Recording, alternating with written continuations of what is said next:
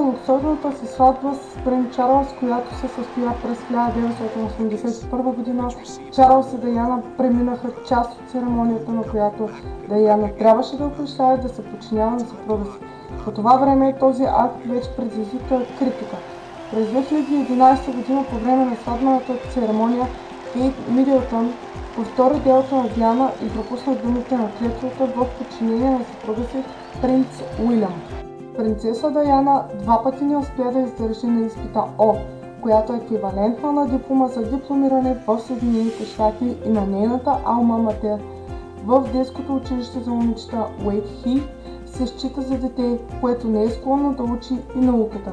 Въпреки това, бъдещата принцеса обичаше музика и спорт. През 1982 година Даяна накара всички да се притесняват, включително и кралица Елизабет. Факт е, че през третия месец от бременността Даяна пада по стълбите. За щастие тя и детето останаха живи и здрави. Мнозина вярваха, че Даяна съзнателно е привлякла вниманието на семейството поради психическо разстройство.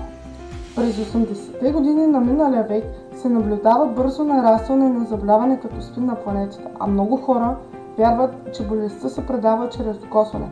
Даяна се опита да опровергае това мнение. Често може да се види, че се задържа на пациенти с СПИН и подкрепя изследвания в тази област. Но кралицата на Великобритания не одобряваше действията на Даяна и вярваше, че може да навлезе в беда.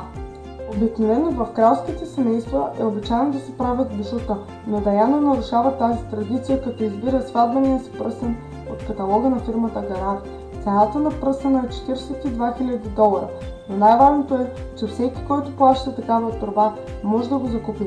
След смъртта на Даяна пръстенът отива при Уилям, който го е дал на любимата си Кейт Мидълтън по време на ангажимента. По време на брачната церемония през 1981 година Даяна направи грешка в името на своя годеник. Вместо името Чарлз Филип Артур Джордж, тя каза Филип Чарлз Артур Джордж.